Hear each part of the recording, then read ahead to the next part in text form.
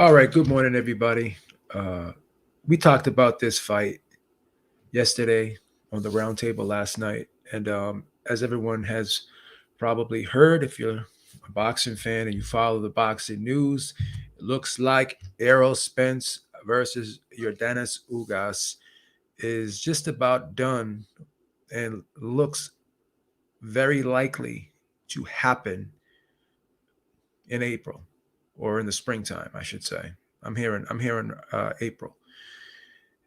And a lot of mixed feelings about this fight. Some people like it. Other people are just disappointed that Spence isn't going to go right into a Crawford fight. But, uh, coming off the surgery with the retina tear and the layoff, the Ugas fight to me is just as good as a fight as the Crawford fight. And I think it's going to be uh, a great challenge. It presents a different set of challenges for Errol Spence, in my opinion, because I think Ugas is just as tough of a style matchup as Crawford would be for Errol Spence, and for different reasons, because they all bring their own set of challenges. Both fighters, Crawford and Ugas, bring their own set of challenges into this matchup. Now, Errol Spence, I believe, is a solid fighter. Obviously, has that pedigree, the amateur pedigree. Was an Olympian, solid amateur background. But let's assess his style, right? He's more of a plotter, right? Moves in straight lines. A guy that doesn't really move his head a lot. Not the hardest guy in the world to hit, right? He's not a very slick defensive southpaw, right? He's more of a plotter, a guy who likes to walk you down. He's a good body puncher, but there's nothing that really looks dynamic about Errol Spence. Doesn't have that one punch knockout power. Pretty strong guy, pretty big for a welterweight, but once again, not the quickest guy in the world on his feet. Um, is not really sophisticated and doesn't really have a versatile attack. Got a great jab, but he likes to just walk you down, try to pin you up against the ropes, and likes to get inside and rip the body shots and try to wear you down. He likes to grind guys down and try to get them out late. But as of late, he seems to have changed a little bit in his aggressiveness. He's a little bit more calculated in his approach, and I just don't think he's going in there with that same killer instinct mentality that he was going in early in his career, particularly when he had the Kell Brook performance. He was very aggressive there. He was looking to take Kell Brook out. He was really making an investment in trying to wear Kell Brook down. In these last couple fights with Danny Garcia, Mikey Garcia, Sean Porter, it seemed as though it just had a different approach. He was trying to box a little bit more, and he was a little bit more reserved and a little bit more, how do I want to say, poised in his attack. And one of his greatest strengths was his aggressiveness, his relentlessness, the amount of pressure he could put on guys. Because once again, when you're constantly putting pressure on a guy, that wears him down mentally as well as physically, because he has to constantly fight you off him. But now, that Errol Spence isn't really stepping to these guys as much with conviction like he did earlier. And you can go back to that Mikey Garcia fight, how he kind of just coasted in that fight. And that was very surprising to me, the way he approached that fight. And even though, coming off the car accident and going into that Danny Garcia fight, solid performance, but once again, didn't really set the world on fire, right? So Spence hasn't scored a knockout in a while, right? He hasn't scored a knockout in a while. He's kind of in a knockout drought. And these fights are good performances. They're solid performances. But once again, they're not earth shattering performances. Danny Garcia fight was about an 8-4 type fight. A clear win for him. But again, Danny Garcia had his moments. It was competitive. Sean Porter as well. Much more competitive fight than I anticipated, right? So, Errol Spence hasn't scored a knockout in his last three fights went the distance. Hasn't scored a knockout since 2018. Is that really important? Well, I don't know. This is a guy who was supposed to be that killer. He was supposed to be that killer. You know, 21 knockouts in 27 fights, close to 80% knockout ratio. It seems like that intimidation factor from Errol Spence is starting to fade a little bit, right? So let's talk about Ugas. Ugas is another guy who's not really flashy, but he's the type of guy that I like to describe, and I've used this analogy before. I've made this statement before. He's the type of guy who gets a lot out of a little. Now, what's that mean, B? Well, he does a lot of little subtle things that are hard to pick up on if you're his opponent. Makes those little subtle adjustments, right? Which allows him to be effective and allows him to do what he wants to do in there and dissect his opponent. He's really good at reading his opponent's offense, right? It knows how to place those shots really, really well, right? He's the type of guy where he can thread the needle, right? So if you're the type of guy that has a high guard, he knows how to make that little adjustment, in his punches, right? Can change that trajectory of the punch just enough where he could loop around that guard, right? Where he's able to loop around that guard, right?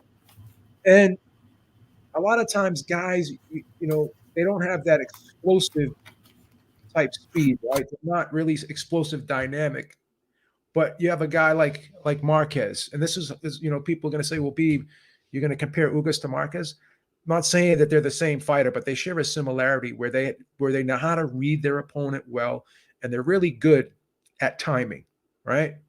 They're really good at picking up an opponent's timing, and they're able to sometimes not only just be the counterpuncher because they're waiting for their opponent to take the lead and make the mistake, but they're also able to punch with their opponent and punch inside or just loop around the guard of their opponent, make that little adjustment in delivery and how the punch is being delivered, and they can get there first because of just knowing what's coming at them and knowing how to make that adjustment to either loop around or punch inside that guard of the opponent, right? And more often than not, Ugas will get there first because of his timing and in anticipation, and because he makes that little adjustment in the delivery of the punch.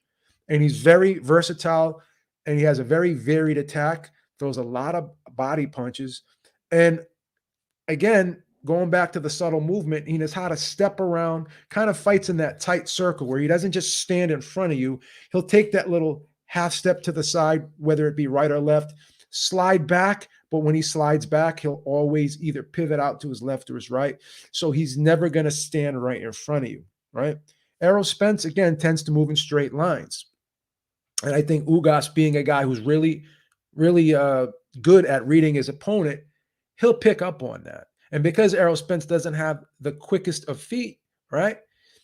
I think Ugas will be able to time Spence before he gets set, because if you don't have the fastest feet in the world, it's going to take you time to plant your feet and get your feet set to initiate your offense. And I think that's going to be a problem for Errol Spence. And I think the reason why he did have such an issue with Sean Porter is because Sean Porter's got exceptionally quick feet.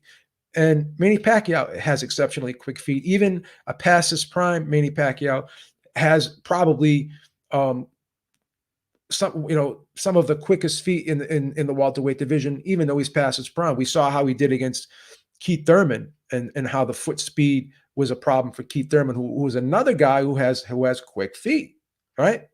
So because Ugas was able to deal with the foot speed of Porter and Pacquiao, I think his timing definitely can offset speed, and because speed won't be a major factor in this fight, I think he can get ahead of the curve. He can get ahead of Errol Spence here.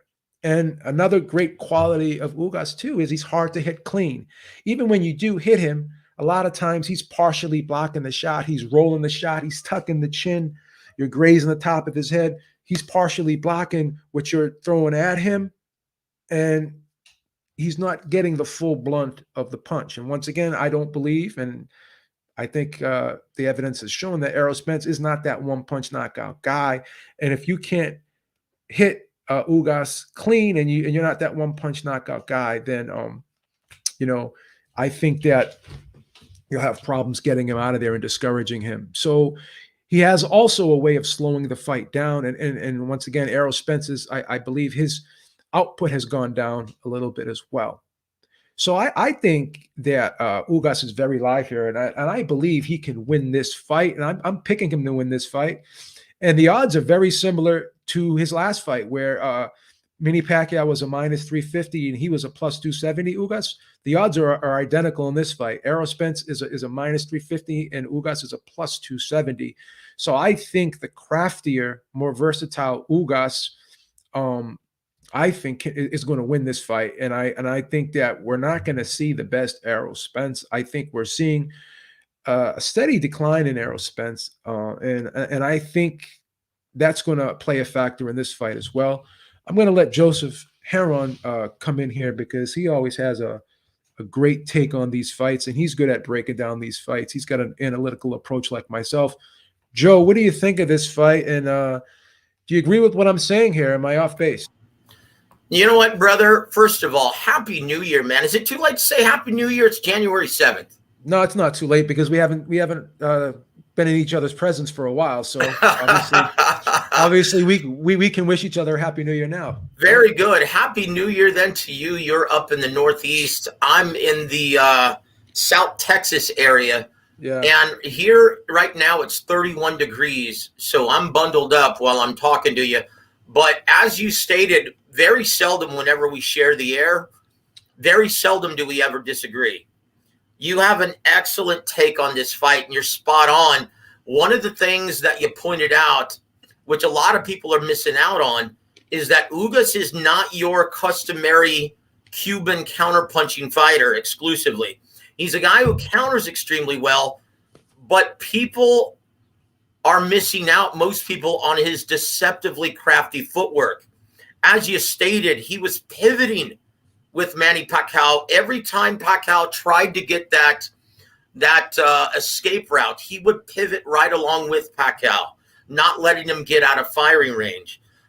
His understanding of range and distance is really impressive. And what I mean by that is when you're saying his defense is exceptionally good.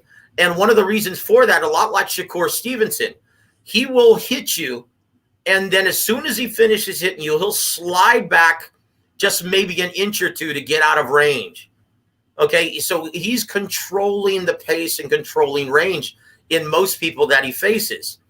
And you've seen him add this new wrinkle over the last several years under the tutelage of Ismael Salas.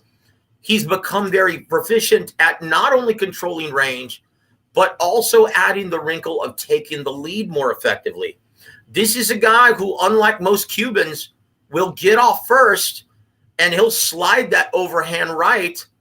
And when faced with the southpaw, yeah, it's very effective. The overhand right, and he mixes it up very well. A lot like Errol Spence, he fights behind a very intelligent jab, mixing it up in sporadic intervals, mixing up touch jabs, feints, and hard sticking jabs to the chest and head. And once again, incorporating that looping overhand right, that lead overhand right, that's very effective. Yeah, most people going into this are looking at this like it's going to be, okay, it's once again your Errol Spence versus your typical counterpuncher like Mikey Garcia Danny Garcia. That's not the case here, guys. This is going to be a consummate chess match. And I'm just wondering, Joe, want to get your opinion on this.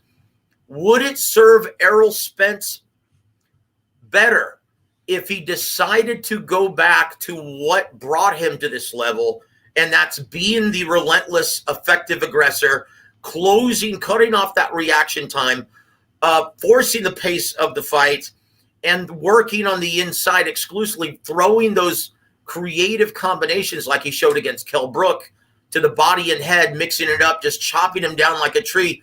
Do you think that would be more effective in this matchup, sir? Well, I think that it would be, and the reason being is this is a guy, Ugas, who is looking to fight a slow-paced fight.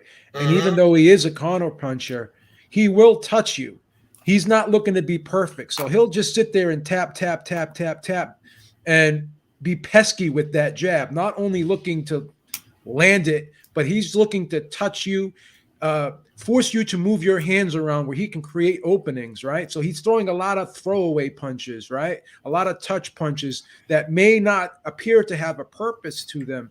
So again, if you're fighting a guy who normally slows the pace of the fight down, forces his opponents to throw less punches, or even if they are throwing a lot of punches, forces them to be less accurate with their shots, then you would be playing right into his hand. So again, if Errol Spence is just going to lay back, and he has a tendency sometimes to try to be too perfect with his shots. He doesn't like to throw shots all the time unless he feels as though he can land them. Ugas doesn't care if he lands his shots. He just wants to touch you. He wants to make contact. He's looking to score points. He's not looking for highlight reel spots and photo finishes and emphatic endings. He's looking to win the fight any way he can and any way he needs to, and whatever he needs to do, he's looking whatever is going to suit him at the moment, regardless of who's in there. He's going to make the adjustment to whoever's in there with them. So if he has to fight you off him, he's going to fight you off him. But if he's going to lay back and you're going to not come at him, then he's just going to peck away at you and touch you. Yep. And if he's the guy who's being more active, or if he's the guy who's at least making contact and you're trying to be too perfect with your shots and you're not landing, then he's going to win the rounds on default. And a lot of those rounds against Porter, I thought he did just that. Porter was just not throwing a ton of punches in that fight. And even though there wasn't always a lot of action in the rounds, at least Ugas was the one who's initiating the action and touching Porter. So I gave him rounds on default. He could win rounds against Spence the same way. Now, the question is, will he get the rounds? Well, I think he should get the rounds. So that's going to be a dilemma for him. If there are inactive rounds and Spence isn't throwing a lot, and, you know, he's not throwing an exceptional amount of punches himself as well, but he's throwing more than Spence, and he's touching Spence, but not landing clean. By default, I would give him the rounds, but will the judges do that? That's the big question. So, well, in my opinion, Joe, this is a factor that most people aren't thinking about. Everyone's assuming that this fight's going to be in AT&T Stadium. I'll tell you why it's not going to, right? More than likely, it's going to be at the MGM Grand. And one of the reasons why is because of the very expensive guaranteed purse that both men are expecting and are requesting at this time, being a major unification bout at 147 with 3 belts on the line, right? Now, keep in mind, if they working once again, if they choose to be in AT&T Stadium and put in 40,000 with the help of Jerry Jones' marketing team, right? That's still only going to result in maybe between a $5 and $7 million live gate.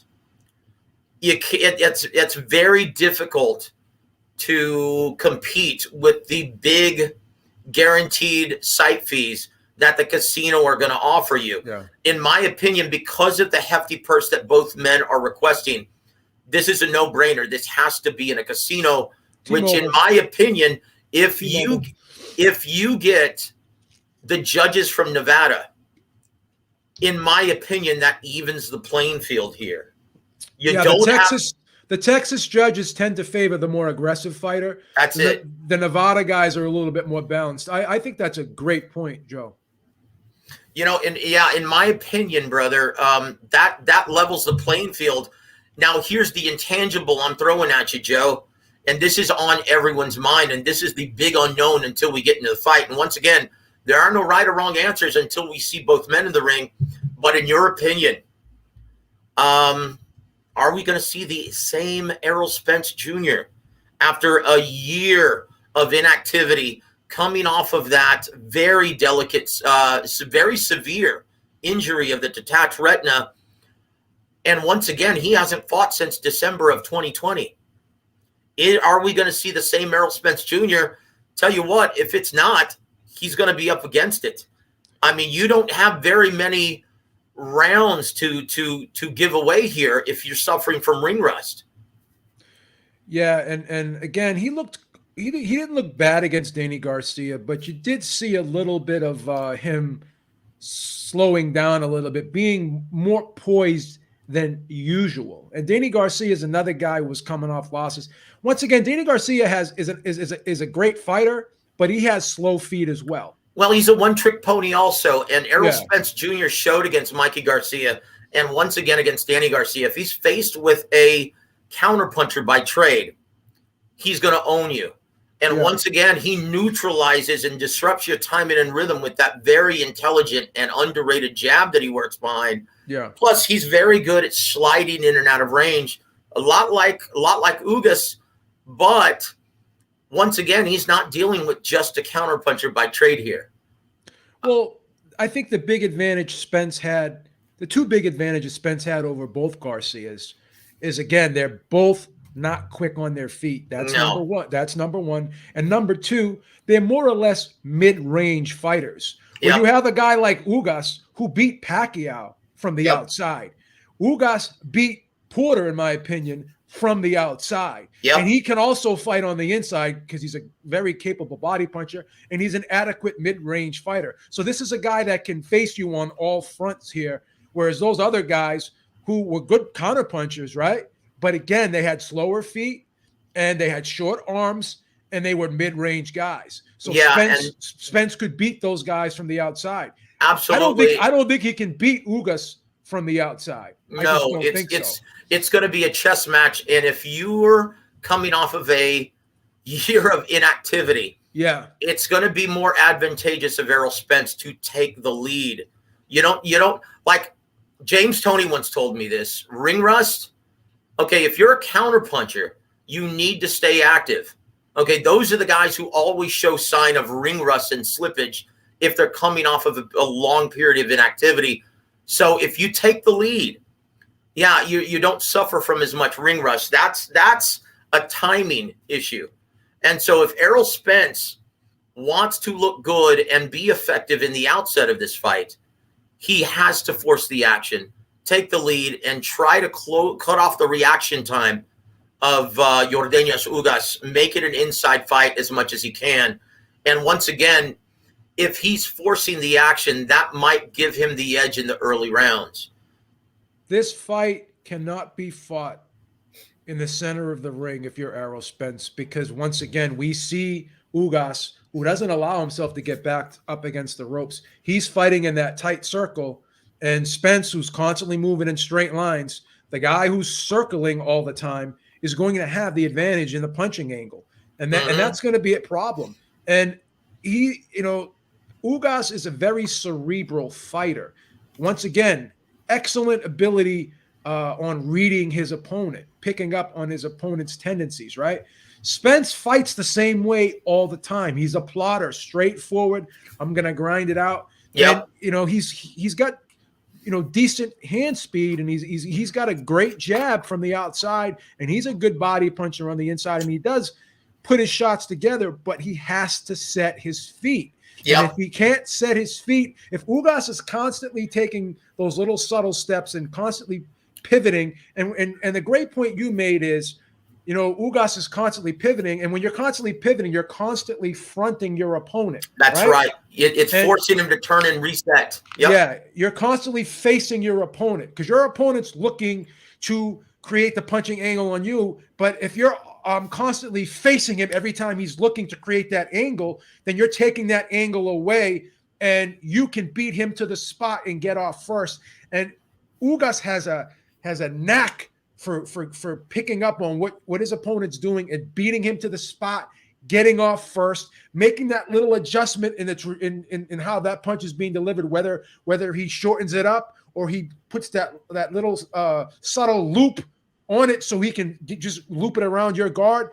He's a hard guy to read because he has an answer for everything his opponent does, it seems. That's right. Yep.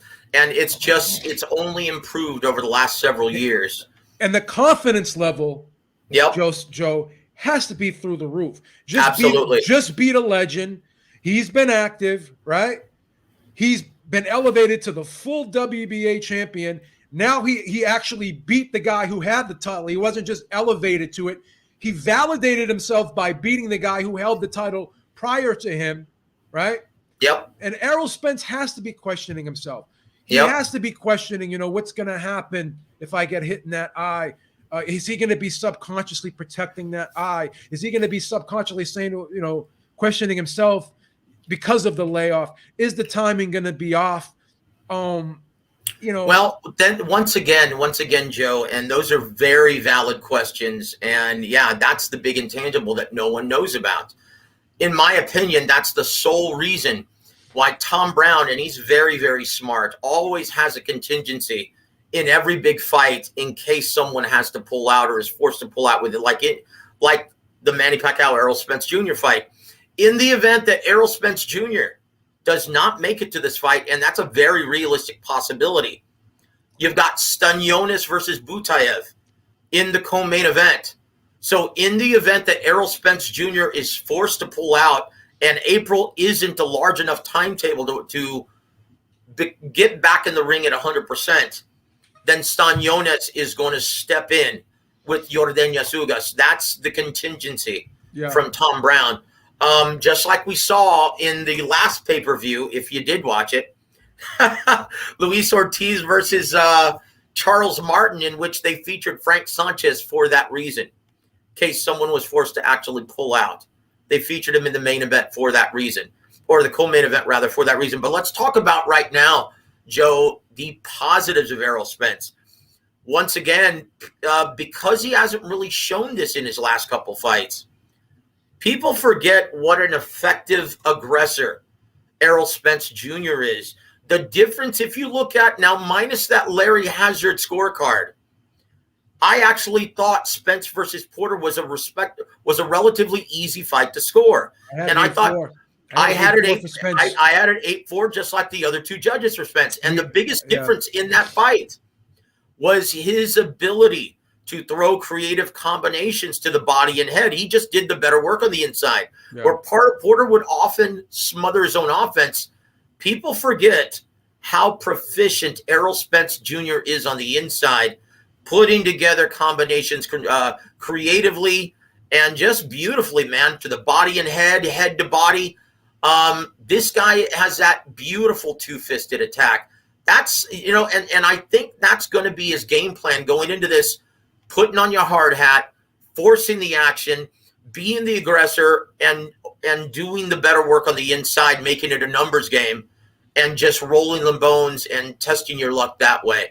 What say you, brother? In my opinion, I think people have forgotten how proficient Errol Spence Jr. is as an effective aggressor in this game.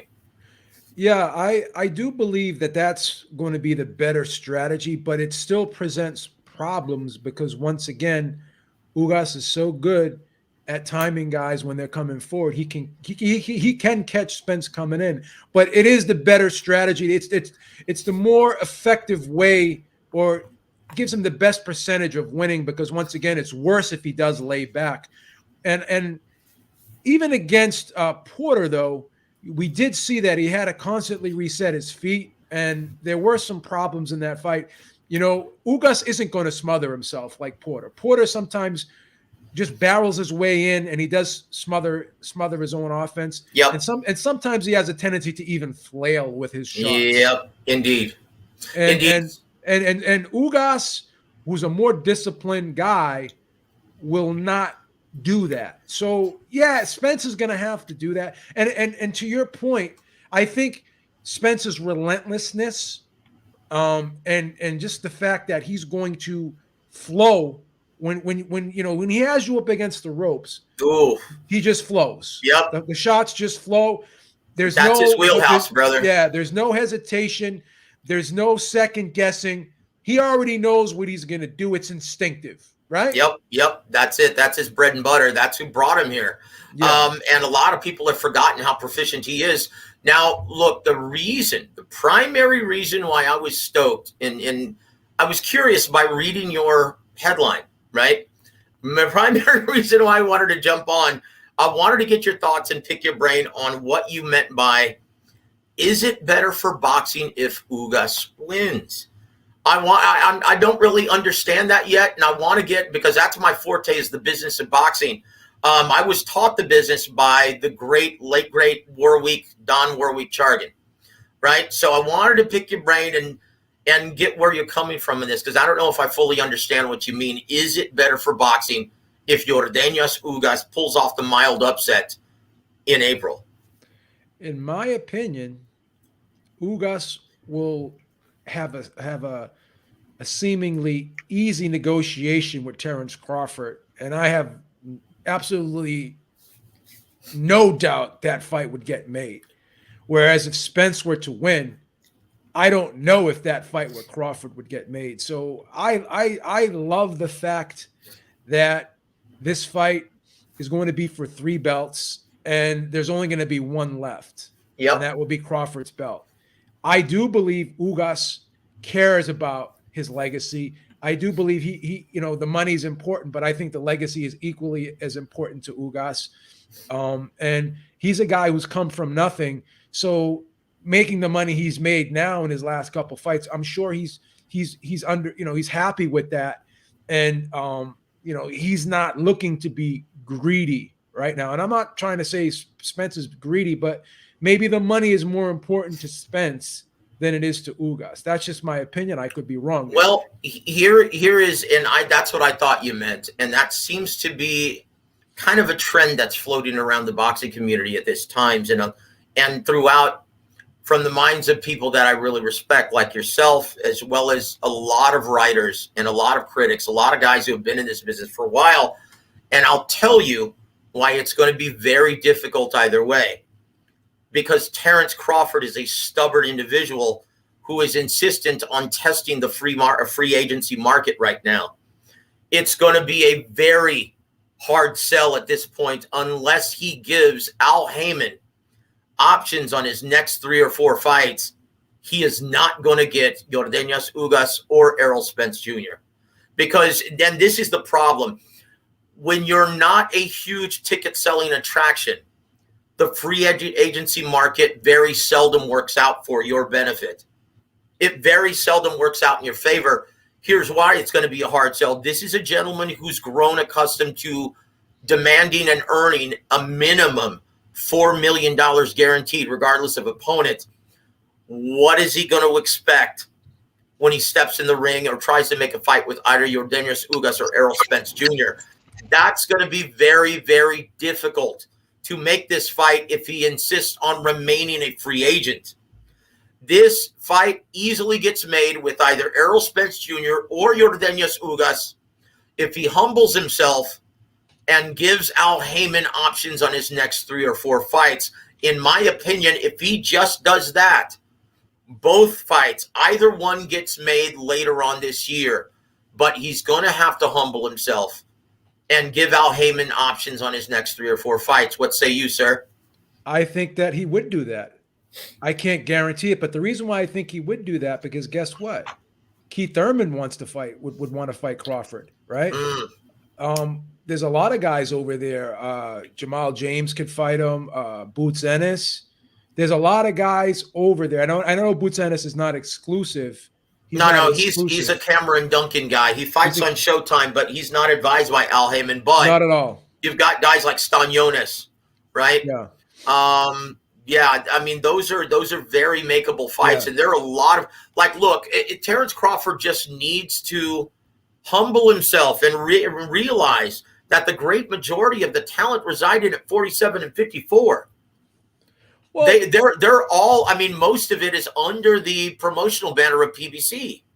is Terrence Crawford really adamant about being a Yes, free agent, that's the problem. or would he sign maybe a shorter deal? Like, well, what's wrong with doing a two fight deal or a 3 fight deal? What's wrong Because with that? because well, nothing um from where we're sitting. But if you're Al Heyman, look at his history. It has to make sense. It has to make business sense for Al Heyman to make these fights happen, But right? but here's the thing, Joe. Does Al Heyman have any long-term contracts with any fighter? No. No, he doesn't. He doesn't. No. And I'm going to explain, in my opinion, and once again, I stress my opinion. Everyone asks, well, why does Heyman do what he does? Why does he do things the way he does them? Uh-huh. And as the advisor, Yep. you're not obligated, in other words, to guarantee fights for these fighters. As a Yep. promoter, if you sign a 3 fight deal or if you sign a long-term deal like Crawford had with Top Rank, Bob is obligated to provide those fights for Crawford. Whereas That's right. Al Heyman's in a situation where he can stall these guys out. That's why these guys are so inactive, because he is under no direct obligation pressure-wise to get these guys fights. Now, obviously, it behooves his business to get these guys fights so he can generate revenue, but he has less of pressure on himself, and he's putting himself in a better situation because he can walk to the beat of his own drum here. That's right. There's more leverage on his side by doing it the way he does it. From what I've been told, and once again, Al Heyman has a long history of doing business with Golden Boy Promotions. And Warwick, Don Warwick Chargan, who introduced me into this business, he gave me the skinny on Al Heyman. What Al Heyman does to attract talent, and this is how he attracted Manny Pacquiao to sign a 2-year or a 2-fight deal with PBC several years ago. He said, look, I can't guarantee you a fight with Floyd Mayweather Jr., but I can guarantee you that unless you sign an advisory deal with me for your next 2 fights, I guarantee you that you will not get a fight with Floyd Mayweather Jr. And that's exactly how he's going to present it to Terrence Crawford. Yeah, that's what I'm saying, Joe. I don't think Crawford would disagree or be against signing a 2 or 3 fight deal, because he could say, well, okay, I'll do that, but as long as I can get, give him a list of names that he wants, and as long as I get these guys, then I wouldn't mind doing it. Let me let Suleiman get in, because he just jumped on. I'm going to let him speak his piece here. Very Suleiman, good. Good morning, Suleiman. What's going on, brother? You're muted, brother. Let me unmute you. Yeah, how you doing? What's going I think on, Happy New Year, brother. Right, how you doing? I think Ugas has a very good chance of creating an upset. Also the guy's gonna be overprotective. The height that he has, he just got freshly operated, so he's having some audio issues. Yeah, we're gonna have to let you try to get those audio issues sorted out, and we'll go right back to you, Joe. Yeah, so your big caveat here is Crawford may not wanting to give up options, and I think that he would not mind giving up options, because once again, the talent is over there. He's going to have to, and as of right now, just from hearing from his camp and the very intelligent people around him, they're very insistent on testing out the free agency market. But when he still doesn't have a solid dance partner throughout the entire first half of 2022, he's going to have no choice but to concede and humble himself and give Al Heyman options on his next several fights if he wants those fights. And that's the only way it's going to happen. Otherwise, you know what? This is the problem with how fractured the market is. You're not going to see any promoter want to spend and guarantee his hefty purse on a fighter who is not fighting under their roster. They're not going to want to spend their very meager annual allotment from any one of these networks.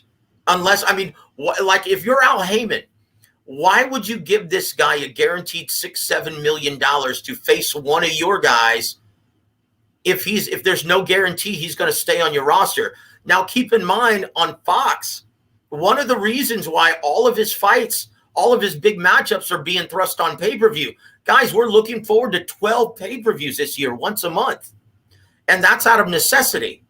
That's what I said. Yeah, because the guarantee, the network doesn't want to have that financial burden, and that's right. And by putting it on pay-per-view, you put that burden more on the promoter. That's right. And you know why? Because Fox, now compare this to the $93 million that ESPN has allotted Top Rank for 30 events per year. Okay? Yeah. Well, it's even less for Fox and PBC. They've only given him allotment of $60 million this year. Yeah. So they have no choice. The only way they're going to guarantee those kind of purses if they're attached to the pay-per-view revenue stream. Offset the revenue. So now when you're looking at, that's right. So now when you're looking at a limited budget of $60 million per annum on the final year of your contract, why would you want to pay someone $7 million of that? Yeah. When he's not officially on your roster, Heyman doesn't work that way. That's why I'm saying the only way Crawford gets these fights is if he gives options. And in my opinion, Heyman's going to be looking at a long-term deal in the event, and it's a very good possibility that he beats either or both Ugas and Spence. He wants to lock him down for his next 3 or 4 fights. This is where I disagree with you. Okay, I would say 2 or 3. I just don't think Heyman operates on a long-term deal basis. I just don't think that's how he operates. Now, what he could do is he could have maybe an advisory deal where, I want to be involved, regardless of where you fight or what promoter you fight for. I want to be involved. Like if you come over and fight my guy, I want to be involved. I want to have some type of role on your team. Joe, the last thing be a possibility. Last thing I'll say, Joe, is that may have been the case before how the Fury Wilder situation played out. Think about the stature right now of Deontay Wilder compared to Tyson Fury. He lost big with only getting a 2-fight deal and no options on Tyson Fury's future fights. He lost big. He lost one of the biggest earners and biggest stars of his stable. Same thing with Canelo. He got no options on Canelo either. That's right. Obviously, Canelo has that stature and that status in the sport of boxing. So that's right. It's going to be hard for people to get. See, Terrence Crawford doesn't have that luxury of being able to demand that much and having that leverage because he's not a big ticket seller. He's nowhere in the realm of Canelo Alvarez.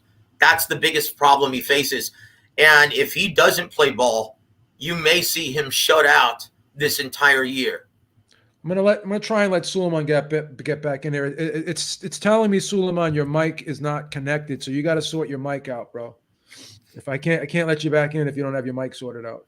It says your mic's not connected.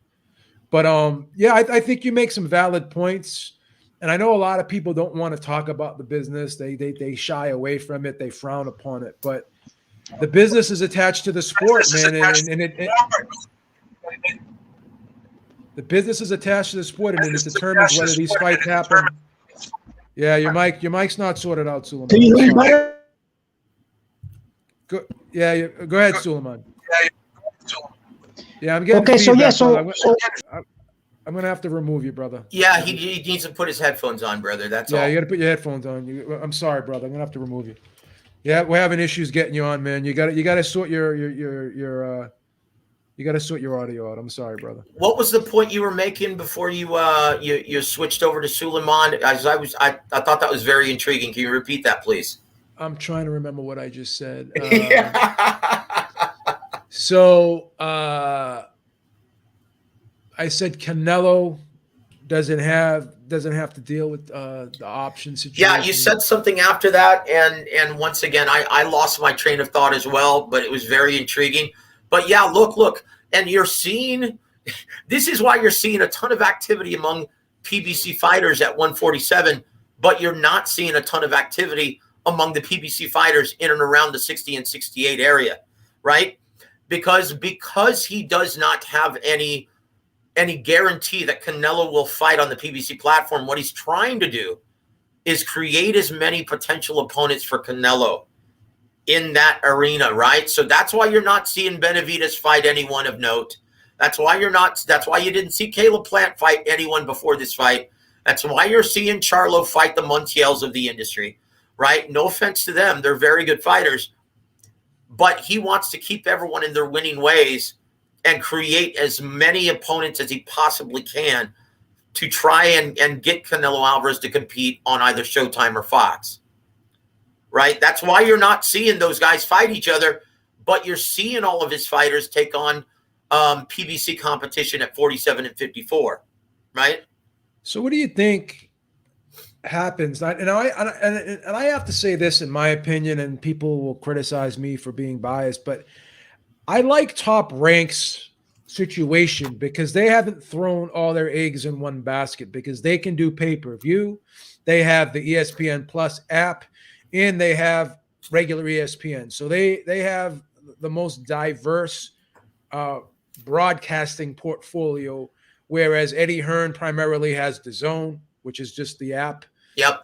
He does do a little bit of pay-per-view, but I'm not even sure if Eddie Hearn has a network deal over there, because the Sky deal is gone. So he doesn't have a regular broadcaster.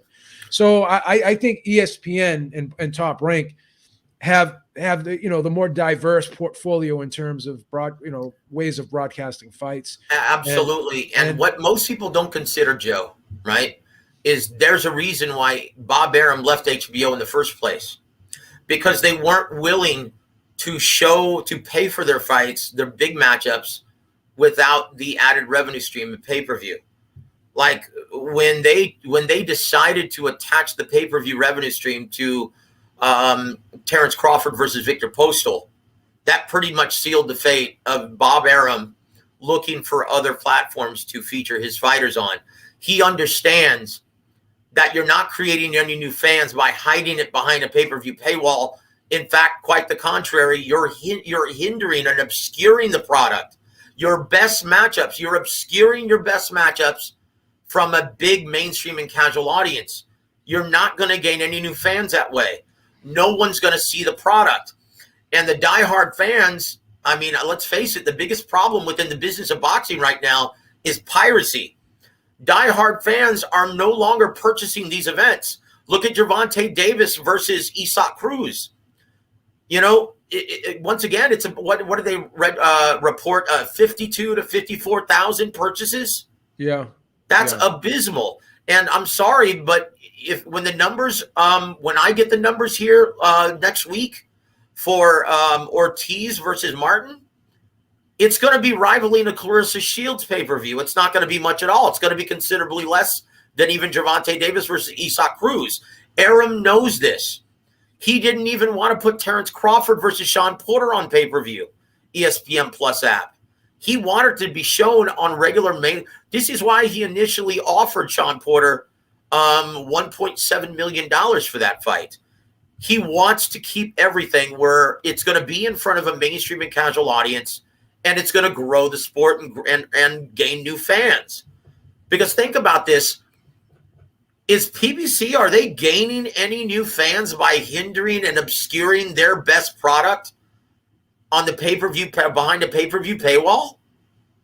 Doesn't seem to be as such, no. Nope. That's a problem, guys, within the business of boxing.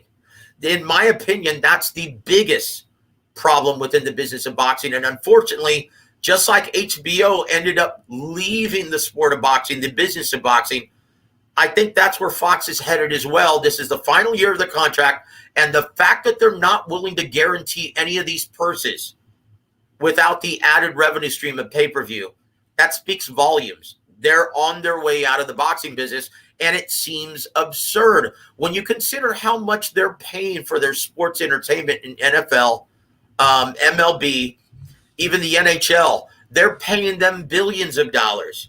Why are they only offering Heyman an allotment of $60 million per year? Especially when Eddie Hearn, what's Eddie Hearn getting per year? Like over $200 million on that. Well, that's another story. From what I've been told, The days of the blank checkbook to Eddie Hearn, those are long gone. That's why we didn't see Mikey Garcia versus Regis Prograis last year. Instead, we saw Mikey Garcia versus Sendo Martin in Fresno. Okay, those days are long gone. If it's not cost effective and doesn't bring new subscribers to DAZN, they're not going to pay for it. It's just like, it's the primary reason why Eddie Hearn hasn't been able to make Triple G versus Demetrius Andrade, because it's just not cost effective for the network. If Demetrius Andrade has grown accustomed to making $3 million for softer touches, how much do you think he's going to expect to step in the ring with Triple G? And if Triple G, in turn, is making $10 million per fight for fighting Camille Zarameta, how much do you think he's going to want to step in the ring with Demetrius Andrade? You're looking at a purse in excess of $20 million. And is that a fight that brings new subscribers to the U.S. DAZN market? No, it's not cost effective. And so once again, I know you stated earlier that, well, people don't like to be reminded of the business of boxing, but it's important that they understand why certain fights are not made and are made. Right? And fans throw around the ducking term way too often. Look, guys, ducking is a fan-driven concept that doesn't exist within the business of boxing. Either it makes sense or it doesn't. Look at the situation that Filip Hrgović is in currently. No one wants to step in the ring with this guy because he's considered to be way too much risk for the reward. You look at the purse that they're offering. Guys like Joseph Parker, guys like Luis Ortiz, it's not enough money. This is a guy who isn't a ticket seller even in Croatia, and he's a guy who's going to put you on your ass and put your lights out if you don't treat him like you're fighting for the world title. And this is not even for a world title. It's a final eliminator. That's why you're seeing guys like Luis Ortiz and Joseph Parker turn this opportunity down, because they're like, look, even if I get the IBF title eliminator, one, it's for very little money. I made a lot more money against Derek Chisora in my last two fights, and Luis Ortiz is the same way. I made so much more money fighting Charles Martin in my last effort. I made a lot more money fighting on mainstream Fox for 30 seconds. So, and also, even if you do beat Hrgović and get the IBF title eliminator, because of the schedule and the round robin right now in the heavyweight division with Tyson Fury, Anthony Joshua, Alexander Usyk, Dillian White, you're not going to get a shot at that title until 2023. So once again, people need to understand the business of boxing so they're not disgruntled fans and they understand why these matchups aren't being made. So let me ask you this, because this is a dilemma within the IBF. And the IBF is probably, out of all the sanctioning bodies, they're the most consistent, they're the most stringent in enforcing their mandatories. They don't allow fighters to go long periods of times without enforcing a mandatory. Yep. So do you think Luis Ortiz will become the mandatory in front of Hrgović, or do you think Hrgović will be the mandatory? Because Luis Ortiz, they were going to order one more eliminator, and as you know, and as everyone knows, Ortiz turned down the Hrgović fight. So what will the IBF ultimately end up doing? Will they go with Ortiz as their mandatory, or will they go with Hrgović? What do you think? In my opinion, they're going to go where the money is, right? And I know Daryl Peoples is probably the best in terms of not just following the money, but enforcing their own bylaws, right? Mm-hmm. But in this situation, yeah, it's a very, very difficult one. And look, this is the biggest issue. They're going to allow a unification between either Usyk and Ugas or Usyk or Joshua versus Tyson Fury. Okay, so that's going to take precedence over the mandatory. And that's going to be pretty much the entire year in the heavyweight division. So this is going to be a moot point until 2023. And so they have all of that time to actually work that out. But yeah, because of the money that we're talking about, and neither guy's a big ticket seller, you're going to find a very, very difficult time enforcing Luis Ortiz versus Filip Hrgović. Yeah. So do you think when all the smoke is cleared that Ortiz is probably going to get another title shot at some point? Well, if he stays in his winning ways, but let's be honest. From what you saw, Joe, do you see Luis Ortiz beating any of the top 10 guys in the heavyweight division at this time, at this juncture of his career? No, I mean he could lose to a Parker. Yep. He could lose to a Hergovich. I mean, He you could lose, saw it, brother. he could lose to a Eyes, Dillian yep. White.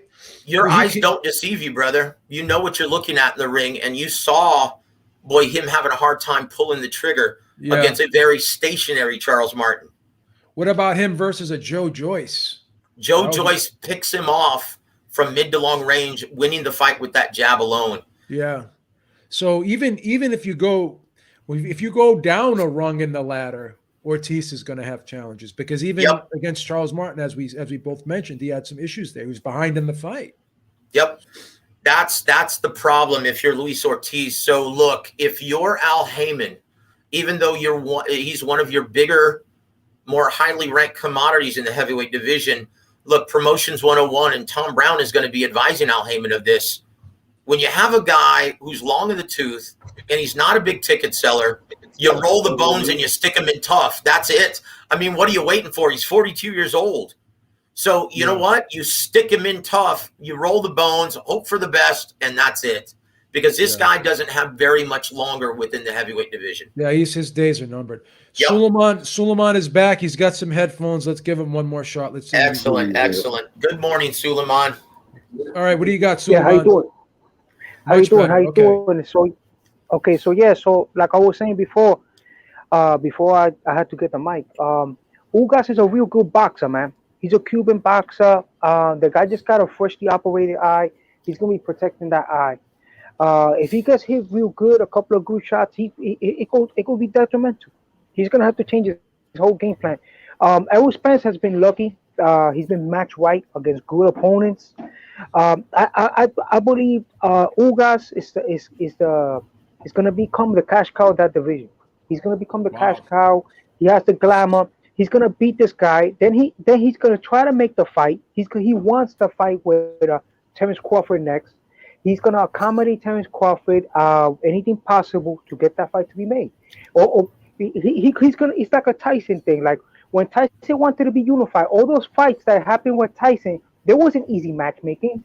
There wasn't easy deals. He pushed for those fights. When he fought Michael Spence, he pushed for that fight. He made that fight happen.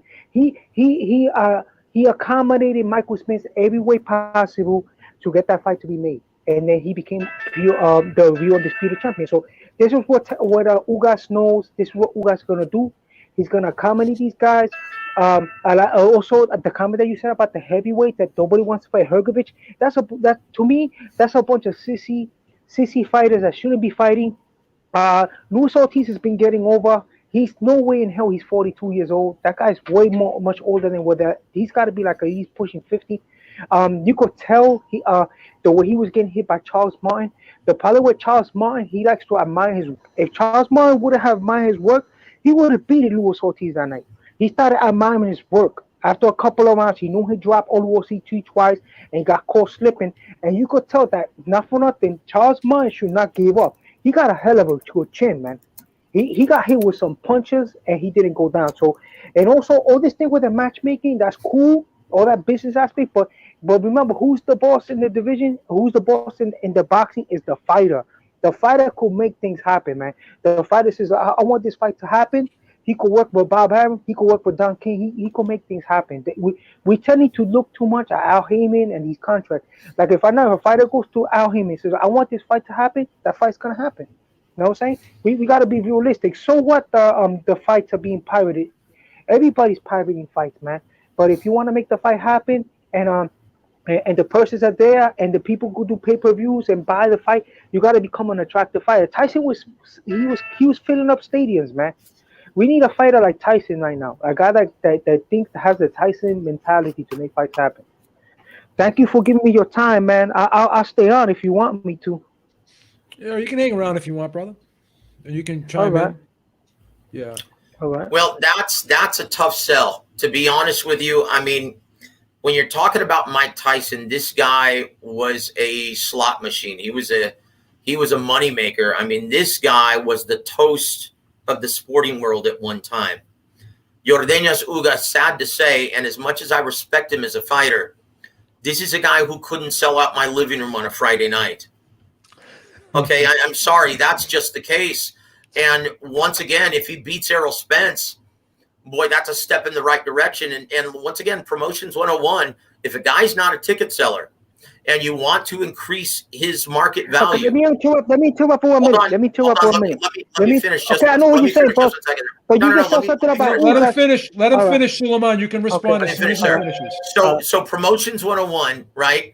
If you have a guy who's an elite level fighter, but he isn't a ticket seller and he doesn't have a big market demand, you have no choice but to stick him in tough. So they're doing the right thing with him, but is that going to enhance his market value as it did Juan Manuel Marquez a long time ago with Top Rank? If you remember, he wasn't a big ticket seller and a beloved guy in Mexico because he didn't fight the way Eric Morales and Marco Antonio Barrera used to fight. The fans used to keep him at arm's length.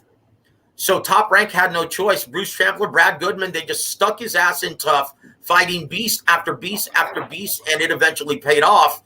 At 35 years old, does PBC have that timetable for Yordenis Ugas to cultivate and nurture to increase his career, to increase his market value? In my opinion, it's a tough sell. I don't see him being a big ticket seller, even if he does beat Errol Spence Jr. If the fans don't want to purchase or financially support a fighter, there's very little you can do other than sticking him in tough and just trying your luck. So what's going to happen when Canelo steps away from the sport? We have to hope that Canelo will stay around for about at least 5 more years, because I think he's the lifeline right now of boxing. Am I wrong? No, you're right on the money. Here's and this is something that we've been hearing over the past 30 years in boxing. I remember some of my mainstream fans when I first got in this business, my mainstream friends that were saying, oh, when Oscar De La Hoya retires, man, oh, it's going to be bad news for boxing. They're going to sink like a stone. And then all of a sudden, Floyd Mayweather Jr. emerges as the huge cash cow. And then Manny Pacquiao right after that. And then you've got Canelo Alvarez now. It's the way boxing is. Everyone's been predicting the demise of boxing over the last several decades, and it just isn't happening. There's always a mainstream personality or star that emerges from the pack that carries the sport. That's just the way it's always been and the way it's always going to be. Is it going to be Boots Ennis? Is it going to be Virgil Ortiz? What's going to happen here? I mean, because like you said, we always say that when this guy's gone, it's going to be a problem. It's going to be over. But always someone is there waiting in the wings. But it's hard to be optimistic when we were looking at these pay-per-view numbers and we're looking at the guys like Gervonta Davis, who we're being told is a superstar. Oh, they pulled the trigger too soon and put him on pay-per-view way too early. Yeah. And once again, like I stated earlier, you're hindering his fights. You're obscuring his fights from a mainstream and casual audience. He's not gaining any new fans that way. You have to feature him on regular subscriber Showtime or mainstream Fox if he doesn't have an exclusivity deal with Showtime, which I think he does. That's the problem. You can't hide the best product if you expect if you expect the fight game to gain new fans and to build the sport. You have to show the best product in front of a large mainstream crowd or fan base. You have to do it. It doesn't happen. The sport doesn't grow unless you do that. Keep in mind, Canelo Alvarez was featured on regular HBO and regular Showtime for years before they featured him on his own pay-per-views. Either that or they featured him on the undercard of Floyd pay-per-views. Keep in mind, in the co-main event of Floyd Mayweather Jr. versus Miguel Cotto, he fought Sugar Shane Mosley in the co-main event in front of a huge audience. That's what they have to do for Gervonta Davis if they expect him to be that guy. Right now, they're mishandling him. Putting him on a pay-per-view against a virtual unknown, going head-to-head with Sunday Night Football. Guys, let's just face it, that's just ignorance. And then when you look at a prospect like Vitor Melniecki, they put him on regular Fox on Christmas, and it peaked at almost 3 million views. Could you imagine if that were Gervonta Davis? Yes. So again, you're stifling the amount of people, you're really putting a damper and you're minimizing, the potential viewership of this guy, because putting on pay-per-view, you're having less than 100,000 people watch his fight as opposed to a potential 2 to 3 million. So I don't see how that's beneficial. Suleiman, you want to jump in real quick?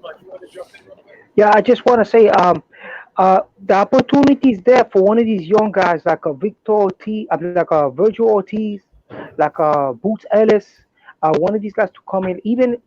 My favorite guy that I know he doesn't like, Conor Ben.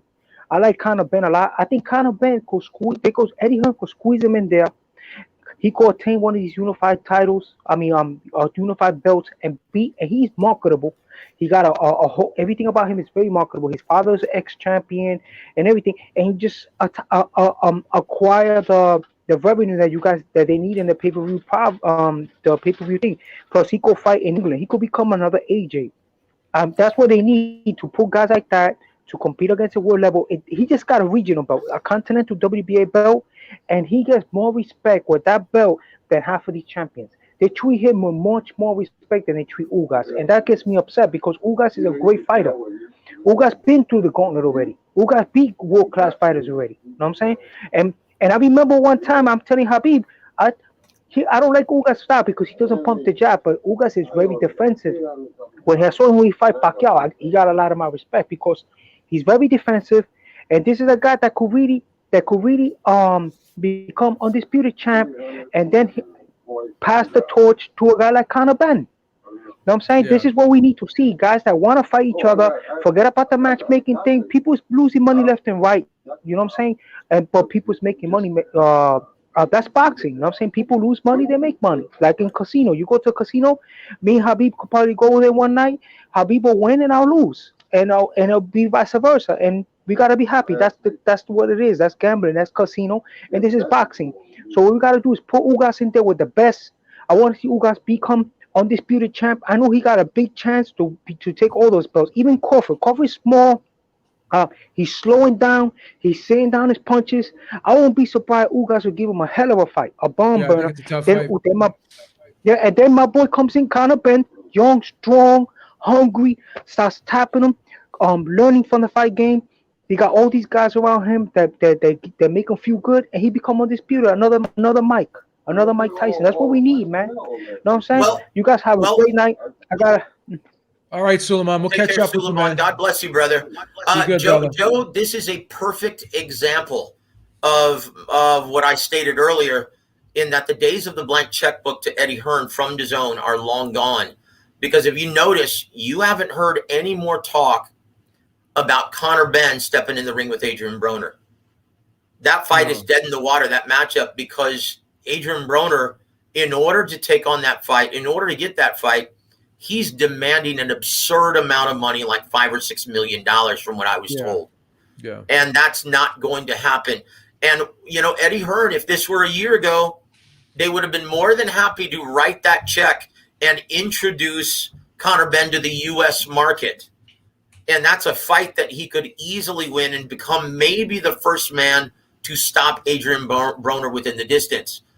But now that fight just isn't cost effective because Adrian Broner, boy, not only is he a shell of himself in the ring, but he doesn't have that kind of juice to attract that kind of mainstream audience any longer. He's not even close to having the market value that merits a $5 or $6 million payday. So do you think that the pandemic is having any impact on this, or do you think it's just the way of how the business is flowing right now? It's the way the business is right now because it's so fractured. You're seeing every platform become a farm system for each promoter. In the past, one of the things that made HBO so great is you had a guy like Lou DiBella being the executive, the HBO executive, the president of HBO Sports back in the day, where they were the biggest platform in boxing.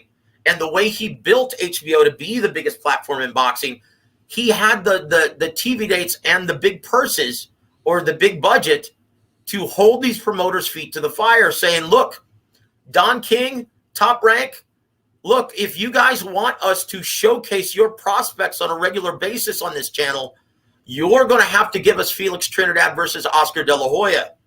Okay, you're going to have to work together on this. And if you don't, well, I'm not going to give you as many TV dates. Who right now is doing that to these promoters? No network executives are holding these promoters' feet to the fire to try and make the best matchups possible. What's happened is they're just giving them a certain budget, a certain allotment per annum, and they're just letting them do what they want. That's the problem. There has to be a network executive, someone like Lou DiBella, someone like Ross Greenberg, someone like Ken Hirschman, who actually is interested in purchasing matchups exclusively, not just giving a promoter $90 million to make 30 fights per year. In order for boxing to get back to the way it used to be, when HBO and Showtime were the recognized big platforms of boxing, and we got great matchups on a regular basis in which promoters would be forced to work together, that has to happen. And I don't see it happening anytime soon, Joe. So you think we'll go back to the days where where these networks are going to do shorter term deals, or at least the promoters are going to do shorter term deals with fighters, and the networks are going to be a little bit more conservative with the amount of money they're putting out. They're not going to sit there, like you said, and just open up the piggy bank.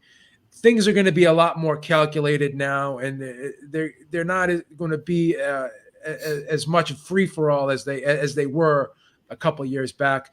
Like the zone adjusted Gennady Golovkin's contract. Ultimately, the situation with Canelo was dissolved. Yep. So you think all these, all across the board, everyone's going to be kind of pulling back to some degree? They have to, for the health of the sport. And Don Chargan, one of the last great pieces of advice he gave me when he was the senior advisor for Golden Boy, and Al Heyman pulled out and was putting together PBC, and he saw the inflated purses that Al Heyman was paying his talent just to try and attract as many fighters as possible. He told me, he said, Joseph, and this is back in 2014, he said, Joseph, this is not going to end well for the health of the sport. And here's the reason why. When you pay fighters inflated purses and they grow accustomed to earning millions of dollars for soft touches, it makes it virtually impossible to put together the best matchups. And we're seeing that right now. You've got a guy like Devin Haney who's grown accustomed to making $3 million per fight for fighting guys like Jojo Diaz, for fighting guys like his name eludes me, the guy from Colombia. What's his name? Jojo Diaz, the guy from Colombia he fought, you say? Yeah, what's his name? The gentleman from Colombia, the former WBC lightweight champion, guy who beat Luke Campbell. Anyway, you know who I'm talking about. Oh, you're talking about Linares? Yes, Jorge Linares. He made $3 million for that fight. How much do you think he would demand to step in the ring with George Kambosos at this time, or Vasyl Lomachenko, or Gervonta Davis? That's why these fights aren't happening, guys, because these fighters, and once again, I'm all for the fighters making as much as they can, but not sacrificing the health of the sport. Guys, right now, it's happening at the expense of the health of the sport. These fighters need to start fighting within their market value. And right now, the only promoter who's paying fighters within their reasonable market value per matchup is Top Rank. That's why the great majority of their fights are being shown on mainstream TV. Yes. Everyone else, though, is a product of inflated purses. I'll tell you who I feel really bad for concerning the business is Golden Boy Promotions. They've been gutted of all of their TV dates. They've got 80 fighters still under their promotional banner, and they're not active. And you know, and if you notice, Joe, whenever they do put together a fight card, whenever they're throwing a bone in, they do give a TV date, their fight cards are always very good. Roberto Diaz is still an excellent matchmaker. So is Eric Gomez. Unfortunately, though, without TV dates, you don't have much juice as a promoter. That's always what determines within the business how effective you are as a promoter in terms of signing talent and making fights, is how many TV dates you have. Do you think that Joshua Usyk 2, even though it's going to be on DAZN, do you think that's going to be DAZN's first pay-per-view fight? In the UK market, absolutely not in America. So you think they'll allow the American public to just watch that? Yeah, but once again, how many subscribers are they hoping to put together? A Ukrainian versus a British fighter? That's not going to really move the needle here in the States, and I hate to say that, but that's the reality of it.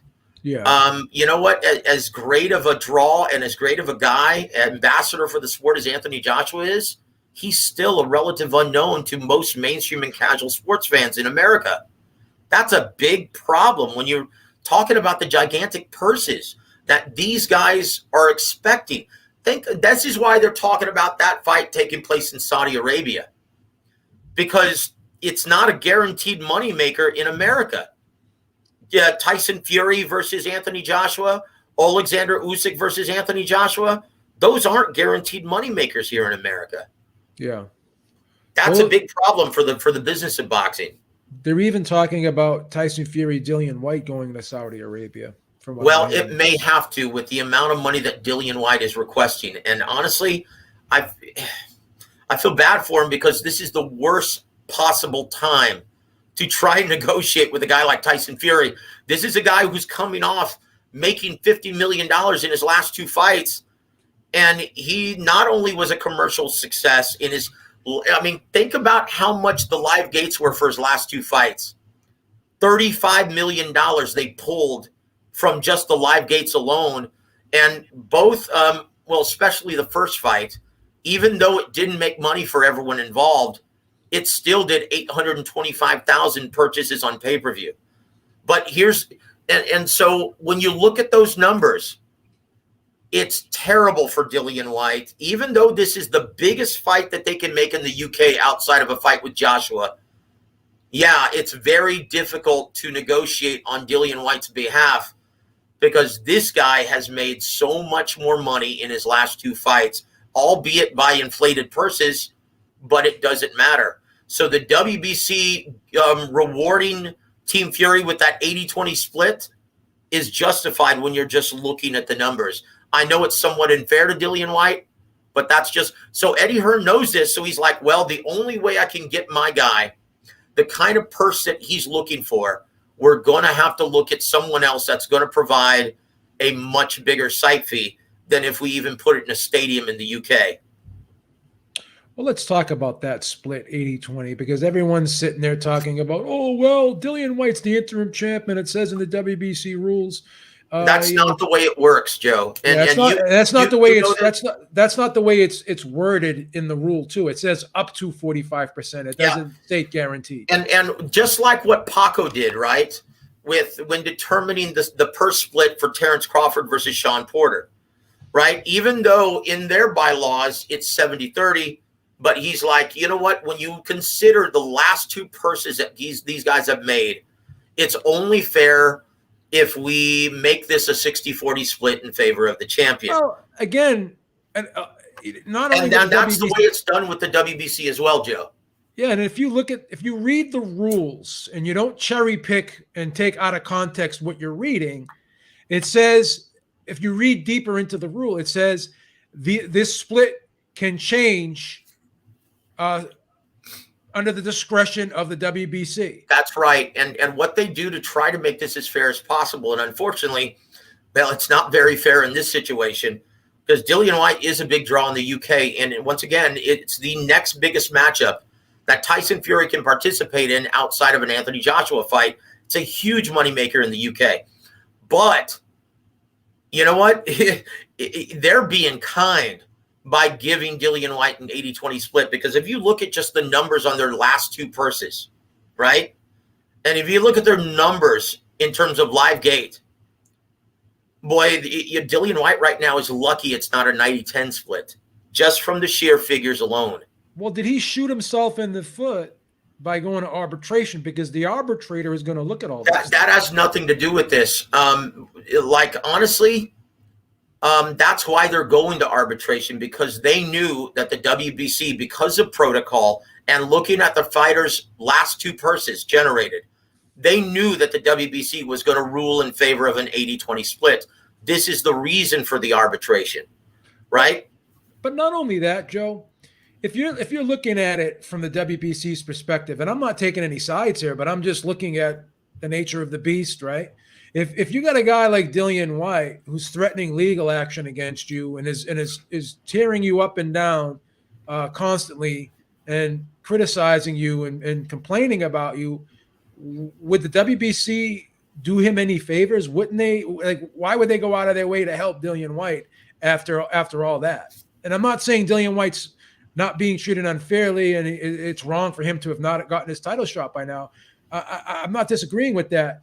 But if you're Dillian White, then why are you going to be so combative with this organization if you're trying to work with them?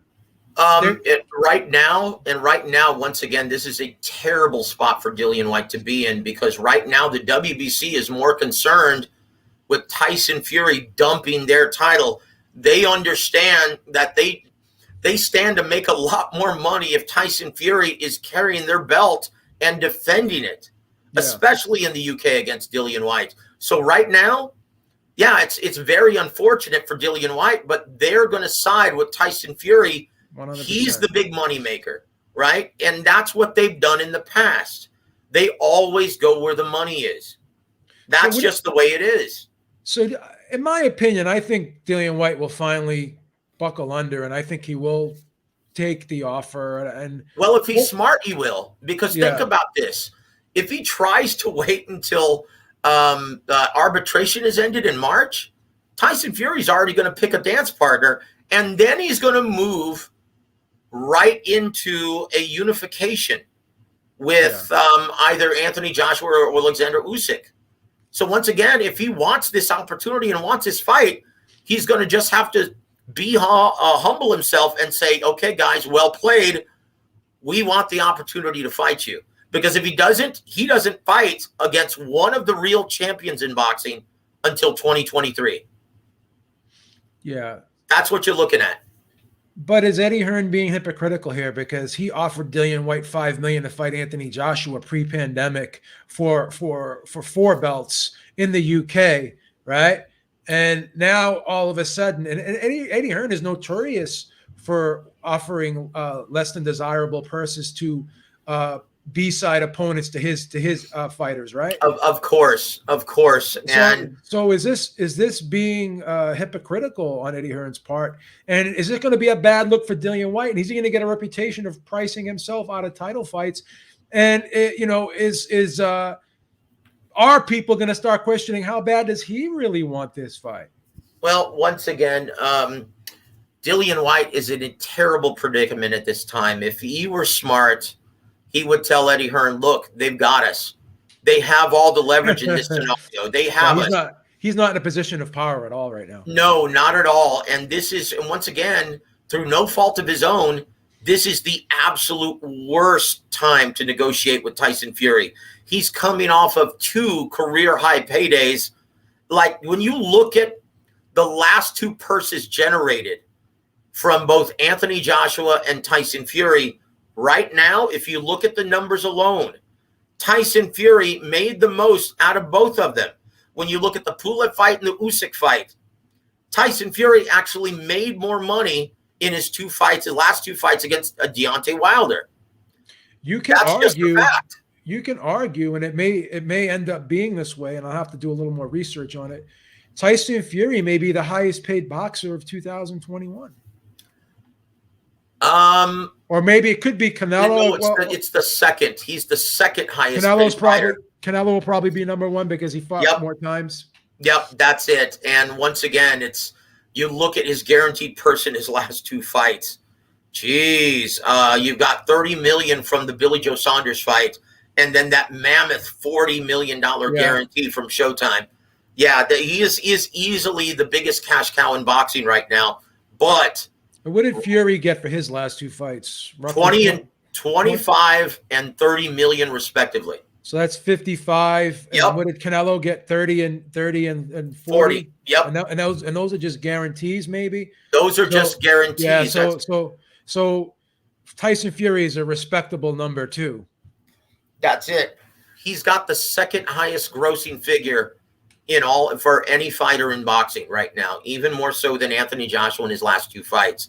Now, keep in mind, everyone knows that Joshua is the man and the biggest ticket seller marquee attraction in the UK, far exceeding that of Tyson Fury's market value in that market. But Tyson Fury is a much bigger draw in America.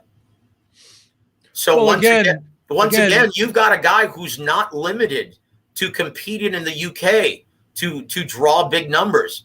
This is a guy since beating and competing in a fight of the year with Deontay Wilder and having that huge critical and commercial acclaim. He has now become a global commodity.